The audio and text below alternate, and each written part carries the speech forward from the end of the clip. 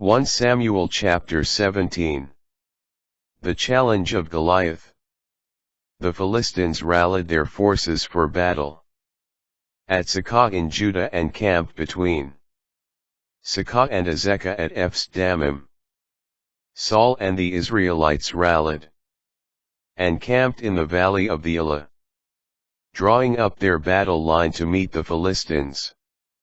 The Philistines were stationed on one hill, and the Israelites on an opposite hill, with the valley between them. A champion named Goliath of Gath came out from the Philistine camp. He was 6 cubits and a span tall. He had a bronze helmet on his head, and wore a bronze breastplate of scale armor, weighing 5,000 shekels, bronze greaves, and had a bronze scimitar slung from his shoulders. The shaft of his javelin was like a weaver's beam, and its iron head weighed 600 shekels. His shield-bearer went ahead of him. He stood and shouted to the ranks of Israel, "Why come out in battle formation? I am a Philistine, and you are Saul's servants. Choose one of your men, and have him come down to me. If he beats me in combat and kills me, we will be your vassals. But if I beat him and kill him, you shall be our vassals and serve us." The Philistine continued, "I defy the ranks of Israel today. Give me a man and let us fight together." When Saul and all Israel heard this challenge of the Philistine, they were stunned and terrified. David comes to the camp. David was the son of an Ephrathite named Jesse from Bethlehem in Judah, who had 8 sons. In the days of Saul, Jesse was old and well on in years. The 3 oldest sons of Jesse had followed Saul to war. The names of these 3 sons who had gone off to war were Eliab the firstborn, Abinadab the second, and Shammah the third. David was the youngest. While the 3 oldest had joined Saul, David would come and go from Saul's presence to tend his father's sheep at Bethlehem. Meanwhile the Philistine came forward and took his stand morning and evening for 40 days. Now Jesse said to his son David, "Take this ephah of roasted grain, and these 10 loaves for your brothers, and bring them quickly to your brothers in the camp. Also take these 10 cheeses for the field officer. Greet your brothers and bring home some token from them. Saul and your brothers, together with all Israel, are at war with the Philistines in the valley of the Elah." Early the next morning, having left the flock with a shepherd, David packed up and set out, as Jesse had commanded him. He reached the barricade of the camp just as the army, on their way to the battleground, were shouting their battle cry. The Israelites and the Philistines drew up opposite each other in battle array. David entrusted what he had brought to the keeper of the baggage, and hastened to the battle line, where he greeted his brothers. While he was talking with them, the Philistine champion, by name Goliath of Gath, came up from the ranks of the Philistines, and spoke as before, and David listened. When the Israelites saw the man, they all retreated before him, terrified. The Israelites had been saying, "Do you see this man coming up? He comes up to insult Israel. The king will make whoever kills him a very wealthy man. He will give his daughter to him, and declare his father's family exempt from taxes in Israel. David now said to the men standing near him, "How will the man who kills this Philistine and frees Israel from disgrace be rewarded? Who is this uncircumcised Philistine, that he should insult the armies of the living God?"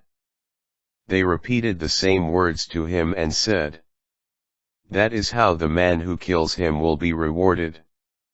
When Eliab, his oldest brother, heard him speaking with the men, he grew angry with David and said, "Why did you come down? With whom have you left those sheep in the wilderness? I know your arrogance and dishonest heart. You came down to enjoy the battle." David protested, "What have I done now?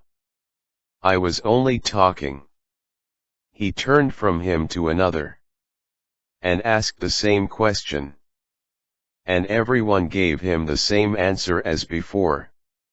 The words that David had spoken were overheard and reported to Saul, who sent for him. David challenges Goliath. Then David spoke to Saul, "My lord should not lose heart. Let your servant go and fight this Philistine." But Saul answered David, "You cannot go up against this Philistine and fight with him, for you are only a youth, while he has been a warrior from his youth." Then David told Saul, "Your servant used to tend his father's sheep, and whenever a lion or bear came to carry off a sheep from the flock, I would chase after it, attack it, and snatch the prey from its mouth. If it attacked me, I would seize it by the throat, strike it, and kill it. Your servant has killed both a lion and a bear. This uncircumcised Philistine will be as one of them, because he has insulted the armies of the living God."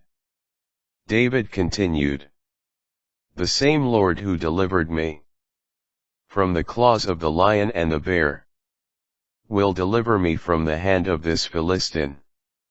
Saul answered David, "Go, the Lord will be with you." Preparation for the encounter. Then Saul dressed David in his own tunic, putting a bronze helmet on his head, and arming him with a coat of mail. David also fastened Saul's sword over the tunic. He walked with difficulty. However, since he had never worn armor before, he said to Saul, "I cannot go in these, because I am not used to them." So he took them off. Then, staff in hand, David selected 5 smooth stones from the wadi, and put them in the pocket of his shepherd's bag. With his sling in hand, he approached the Philistine. David's victory. With his shield-bearer marching before him, the Philistine advanced closer and closer to David. When he sized David up and saw that he was youthful, ruddy, and handsome in appearance, he began to deride him. He said to David, "Am I a dog that you come against me with a staff?" Then the Philistine cursed David by his gods, and said to him, "Come here to me, and I will feed your flesh to the birds of the air, and the beasts of the field." David answered him, "You come against me with sword and spear and scimitar, but I come against you in the name of the Lord of hosts, the God of the armies of Israel whom you have insulted. Today the Lord shall deliver you into my hand. I will strike you down and cut off your head. This very day I will feed your dead body, and the dead bodies of the Philistine army, to the birds of the air and the beasts of the field. Thus the whole land shall learn that Israel has a God.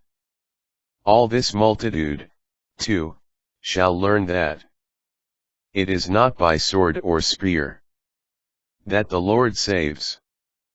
For the battle belongs to the Lord. Who shall deliver you into our hands?" The Philistine then moved to meet David at close quarters, while David ran quickly toward the battle line to meet the Philistine.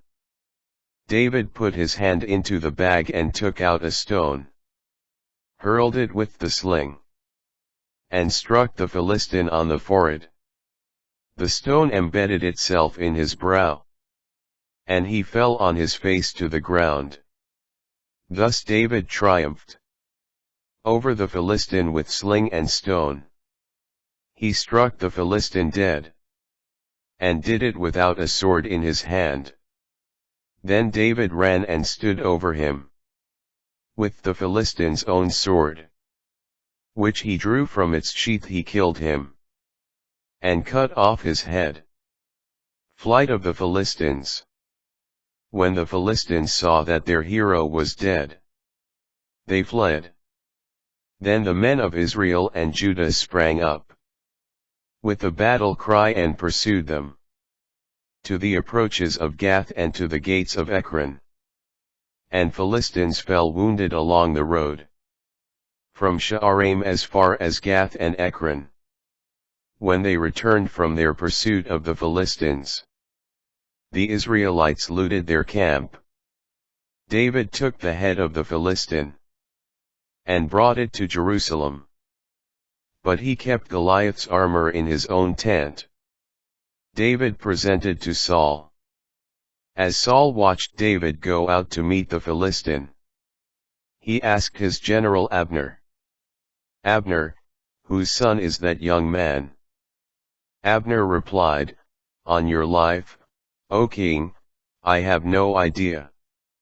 And the king said, "Find out whose son the lad is."